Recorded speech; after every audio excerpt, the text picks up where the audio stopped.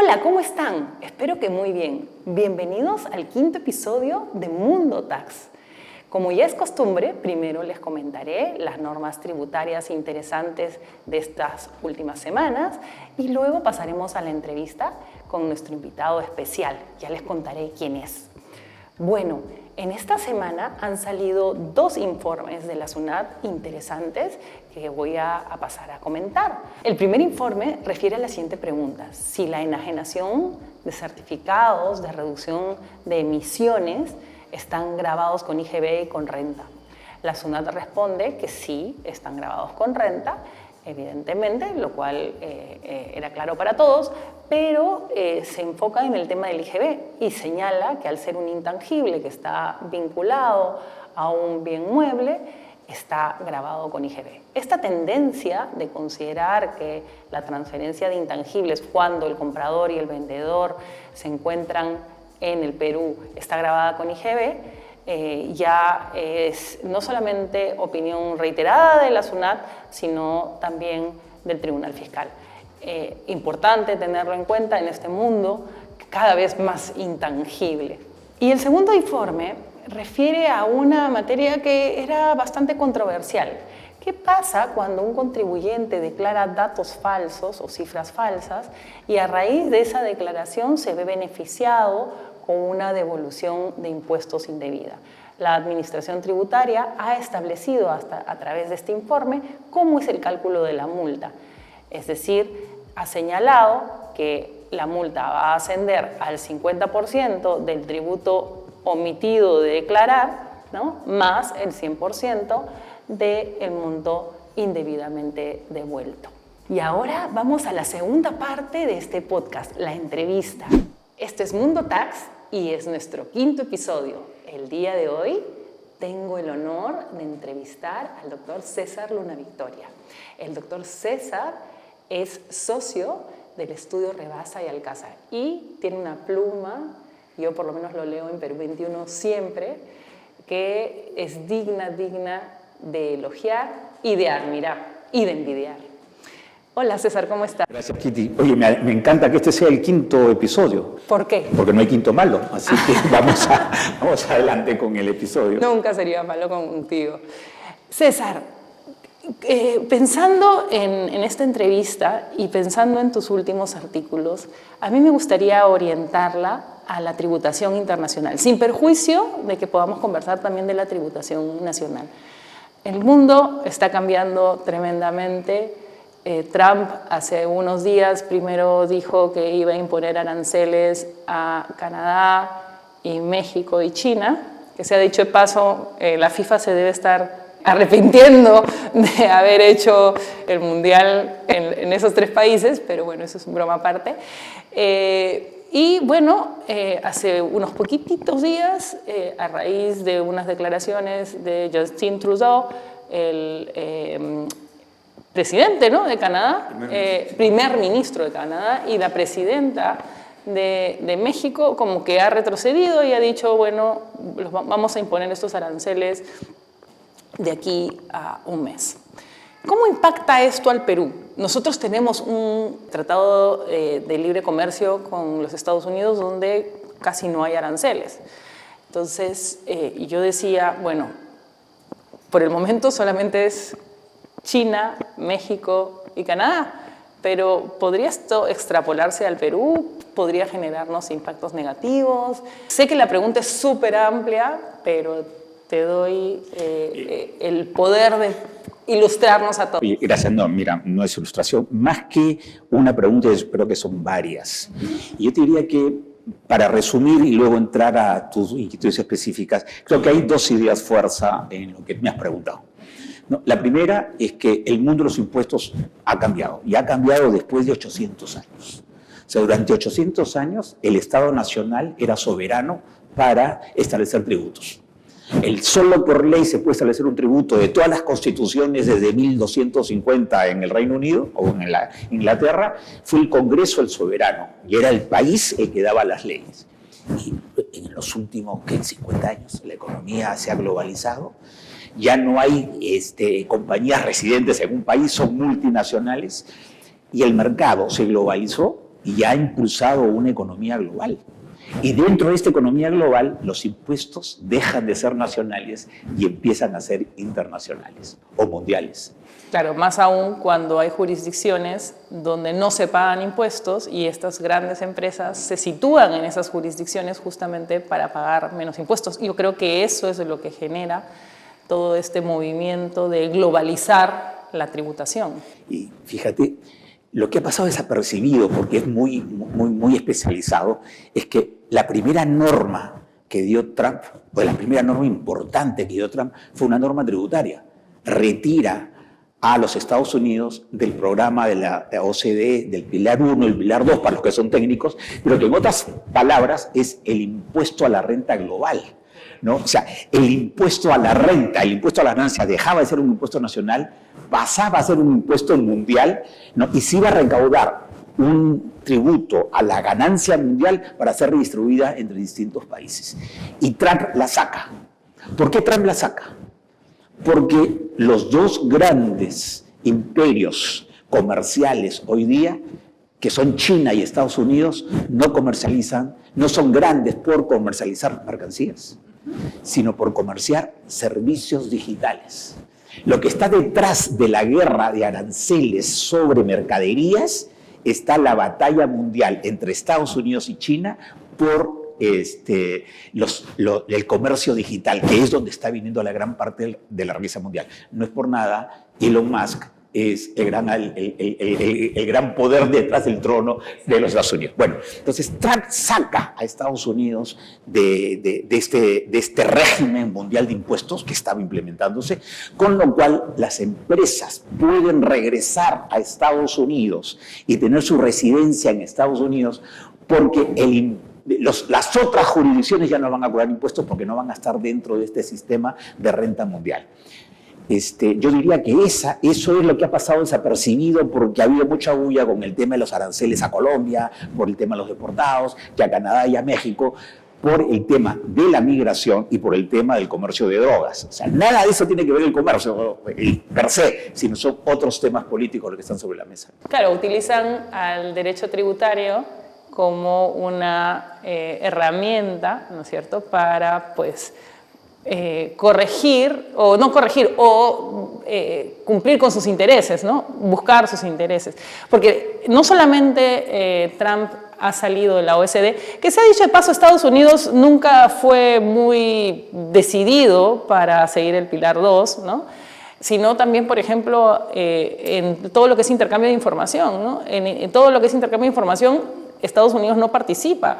Y yo le decía a algún amigo en algún momento, bueno, ahora el lugar perfecto para guardar tu dinero sin que las administraciones tributarias de otros países se enteren, ojo, acá no promovemos ningún tipo de ilusión ni evasión, sino simplemente estamos comentando la realidad, esos son los Estados Unidos, porque sí, Estados Unidos no reporta, ¿no? En efecto, fíjate, la gran cantidad de cartas que la SUNAT mandó entre Navidad y Año Nuevo, diciéndole a los contribuyentes, yo sé que tienes cuentas y portafolios en el exterior y solamente me has declarado esto, pero yo sé que tienes más. Toda esa información es por el sistema CRS, que es un sistema mundial menos Estados Unidos. Estados Unidos tiene su propio sistema, el FATCA, que es otro, parecido pero es otro, como el Betamax y el VHS para los viejos, ¿ya? Y efectivamente, quien tiene su plata en Bahamas, en las Islas Caimán, en Liechtenstein, en los paraísos fiscales del mundo, todos esos países han celebrado convenios de intercambio de información con el Perú y la SUNAT tiene acceso ya a esas cuentas. Pero las cuentas de Estados Unidos no están. Exacto. Y efectivamente, como tú has mencionado, Estados Unidos es hoy día el gran paraíso fiscal del mundo. Exacto. Bueno, se ha dicho de paso, en estas cartas de CRS, al parecer la administración tributaria ha confundido lo que es el patrimonio con lo que es renta, ¿no? Lo único que está grabado con impuesto a la renta es lo que la ganancia, lo que está en el artículo 1, 2 y 3 de la ley de impuesto a la renta. Correcto. Y me comentaba una persona de la OCDE que tuve por una casualidad la oportunidad de conocer, que el Perú es el único país que ha interpretado mal que se entienden por ingresos, ¿no? De acuerdo al CRS. Pero bueno, finalmente eso será mayor trabajo para la administración tributaria. Y todos estos cambios que están ocurriendo en el mundo, ¿cómo se ven desde Europa? O sea, es decir, porque claro, Estados Unidos está haciendo su bloque, ¿no? Y Europa sigue con su pilar 2, sigue con esta vocación de generar tributos de manera globalizada, mientras que Estados Unidos... O sea, ¿cuál es el futuro del pilar 2 desde tu perspectiva? Porque si Estados Unidos ya se retiró, efectivamente ha dicho que no, ¿cuál es el papel de Europa en todo este esquema? Bueno, el pilar 2 es este impuesto a la 15%, ganancia, ¿no? Mundial. Ya. Como te mencionaba antes, la batalla es una batalla digital, ¿no? Y el pilar es precisamente tributación a la economía digital. Ese es el nombre que tiene en la OCDE. Y claro, Europa es un competidor, es un tercer competidor, está en un segundo nivel. El gran competidor es Estados Unidos con China. Si Estados Unidos y China no entran a este pilar, ¿no? O entran a este convenio, no va a tener futuro, porque si es un impuesto a la economía digital y las grandes empresas digitales del mundo son americanas o chinas, sí, no va a funcionar el tema, ¿no? Entonces, y fíjate cómo Estados Unidos empieza a atacar a todas las organizaciones de esta economía global, ¿no? Estábamos diciendo que los impuestos dejan de ser nacionales y empiezan a ser mundiales, pero eso estaba sobre la base de una autoridad mundial.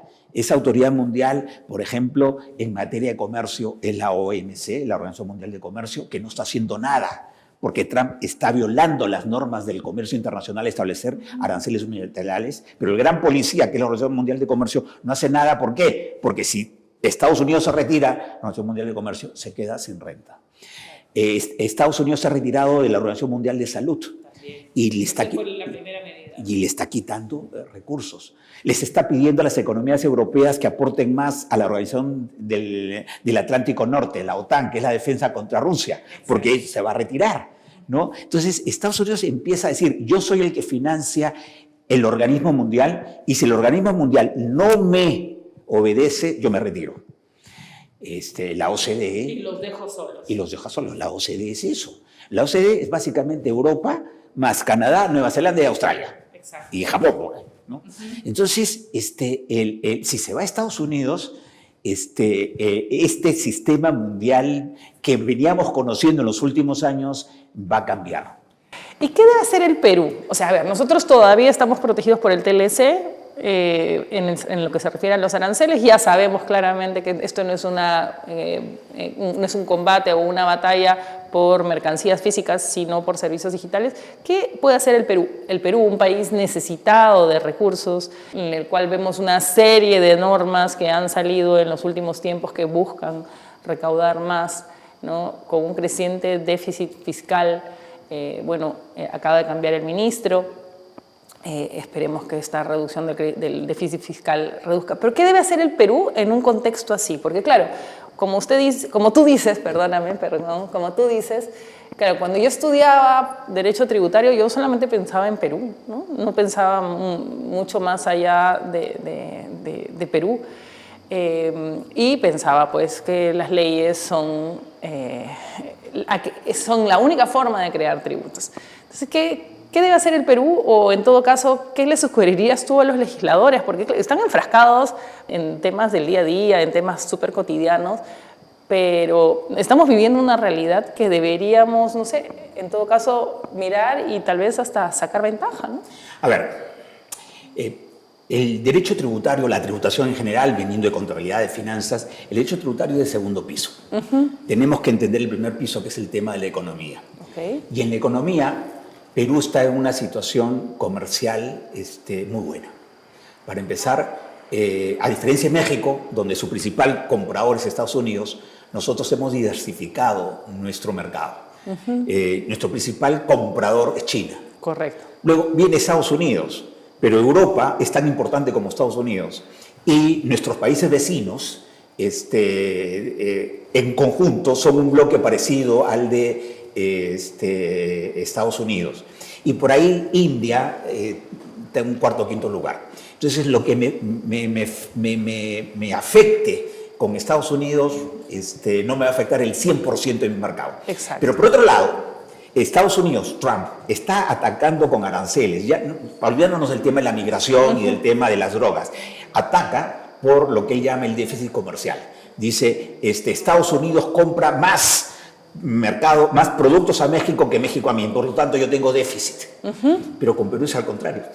Nosotros le compramos más a Estados Unidos que los Estados Unidos nos compran. Claro. O sea, Estados Unidos tiene superávit por ahí. Exacto. Segundo, la balanza comercial es a favor de ellos. A favor de ellos. Segundo, tenemos en términos agrarios, que es el gran mercado de exportación peruano después de los minerales, tenemos ventanas distintas.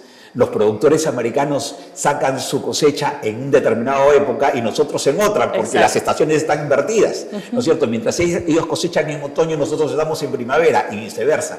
Por lo tanto, nuestros productos no compiten con los productos agrarios de Estados Unidos, que sí compiten con México y sí compiten con Europa, claro. porque ellos sí están en el hemisferio norte. Efectivamente. ¿No? Entonces, yo creo que no nos debiéramos preocupar. Y para Estados Unidos somos una economía pequeña. Si Estados Unidos eventualmente pusiera aranceles a los productos peruanos, tenemos mercados alternativos, ¿no? Podemos irnos a Europa, podemos irnos a China, a India. Es justo, el gran tratado de libre comercio que está en la zona de producción es con India. Claro. Pero para ello ellos tendrían que denunciar el tratado del TLC. Pero fíjate que Trump no ha denunciado ningún tratado. Tiene un tratado con Canadá y con México y pum, les mandó los aranceles. Tiene un tratado con Colombia y pum, le mandó los aranceles. Entonces está actuando a una brutalidad directa. O sea, no de brutalidad de ignorancia, sino de fuerza, ¿no es cierto? Claro. A él le importa un pepino denunciar el tratado. ¿Por qué? Porque sabe que el gran árbitro de los tratados es la Organización Mundial de Comercio, la OMC. Y si la OMC empieza a sacar resoluciones contra Trump, se va. Exacto. Y en todo caso demora. Colombia tenía derecho para protestar por el arancel de 25% que le puso Trump por no aceptar los aviones con deportados. Exacto. O sea, tenía derecho, lo que no tenía era plazo. Es decir, mientras yo me demoro, ya mis flores se pudrieron. Efectivamente. Tenía que negociar inmediatamente. Esa es la ventaja que está utilizando Trump ahora. Qué interesante, ¿no? Me parece fascinante lo que cuentas. Y César, ya yendo a un plano más local, pisando un poquito más tierra en nuestro día a día,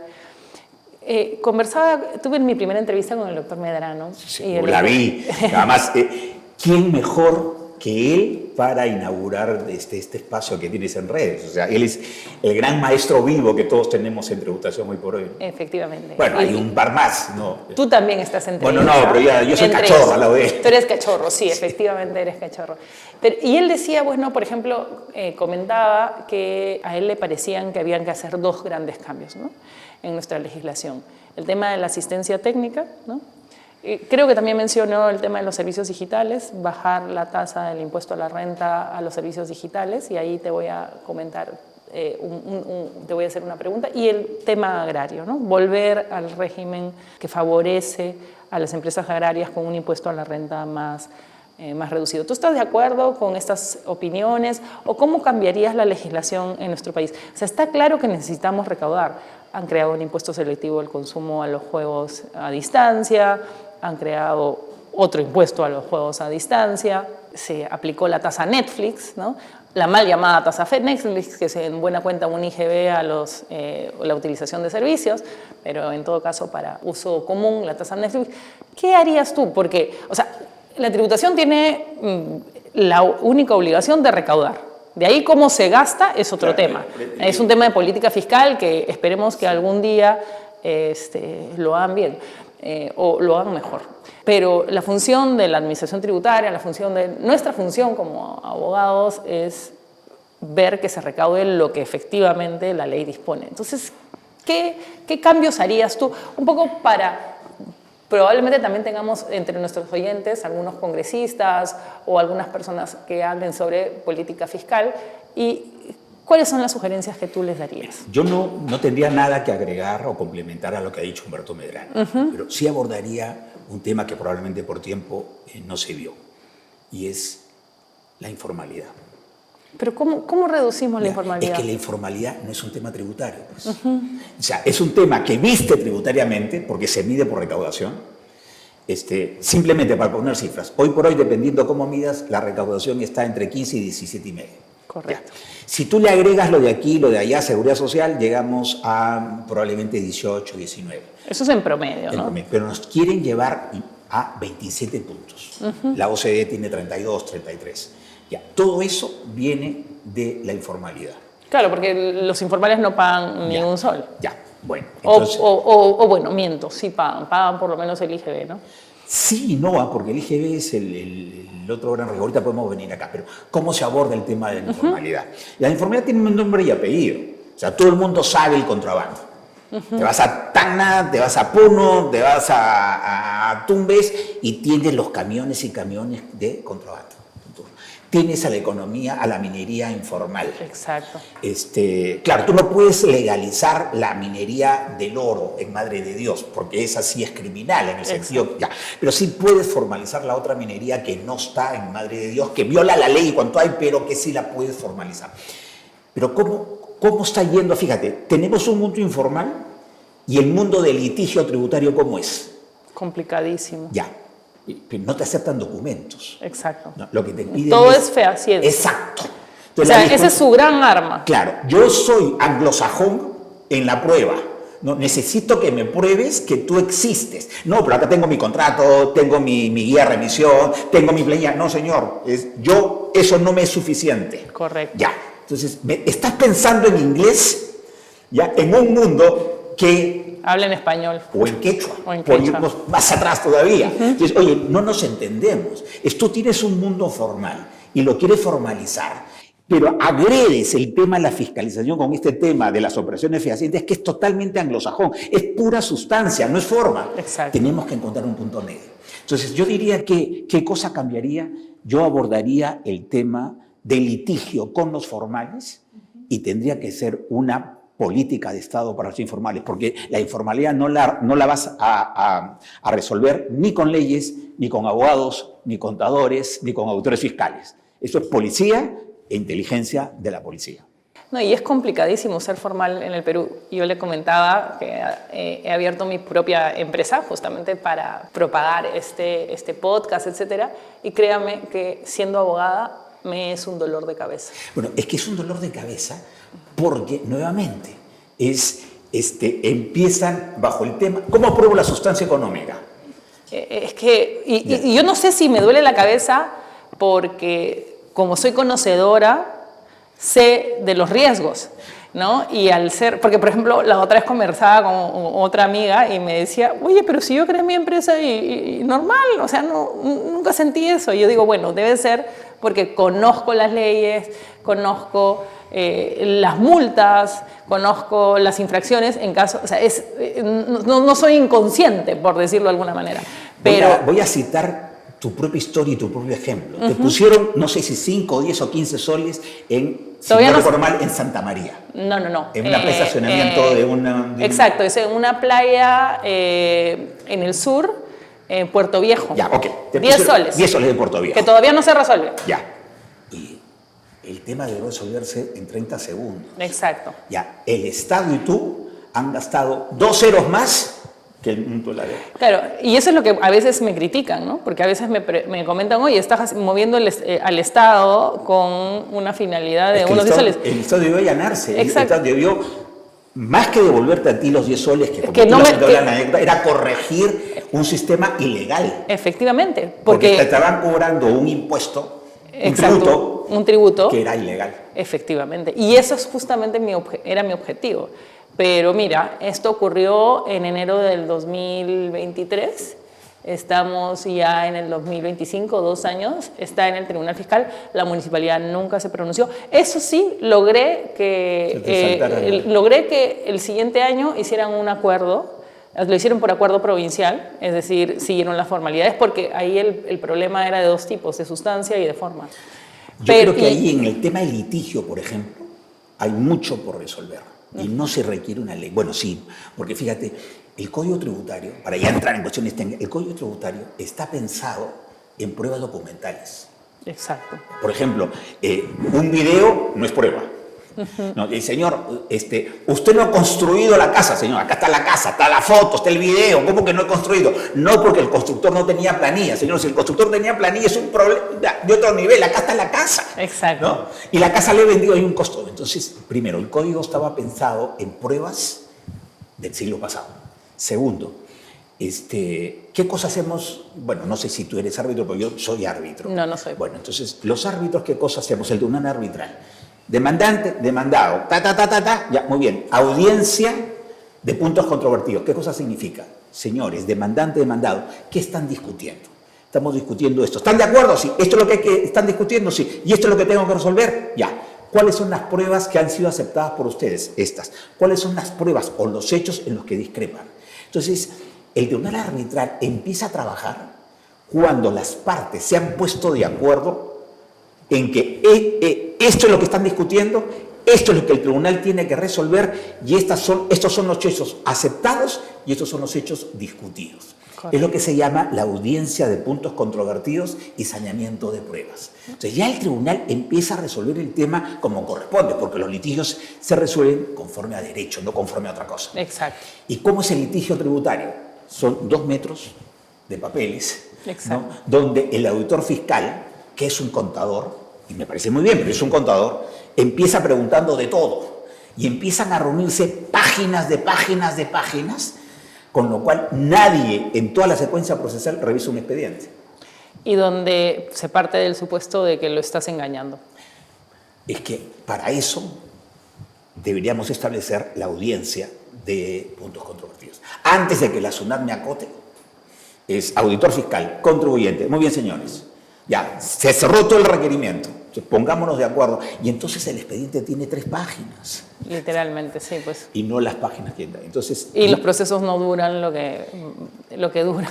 Y si me van a utilizar sustancia económica, la norma antielusiva es básicamente sustancia económica y no lo otro, que me dejen defenderme también en sustancia económica. Exacto. Pero si me tengo que defender en sustancia económica, me tienen que permitir pruebas que no son estrictamente las documentales. Muchísimas gracias, César. Súper interesante. La verdad, hemos tenido como un overview de lo que pasa en el mundo y de lo que pasa en nuestro país. Yo también creo que, y justo una de las razones de estos podcasts es justamente atacar esa informalidad que nos perjudica a todos, porque tú decías, tenemos una tasa del 15 o una presión tributaria del 15 o del 17, pero claro, eso es en promedio. Pero si yo te pregunto cuál es tu presión tributaria, probablemente sea 40, 45%, muchísimo más alta que un país de la OCDE. Lo que pasa es que los extremos pagan bastante menos impuestos que los que corresponden, ¿no? Per cápita. Y per cápita, sí. Y las personas también, porque te debe pasar en tu vida profesional, y no solamente me refiero a grandes clientes, sino me refiero a cualquier tipo de persona, no quieren pagar tributos porque sienten que no reditúa, ¿no? Así que bueno, nada, esperemos que este podcast ayude a incentivar la conversación o el diálogo, ¿no?, por parte de la administración tributaria. Pero mucho éxito en esta, que ya no es una aventura, en este proyecto. Que tenga muchos éxitos. Gracias, César. A ti. Muchas gracias.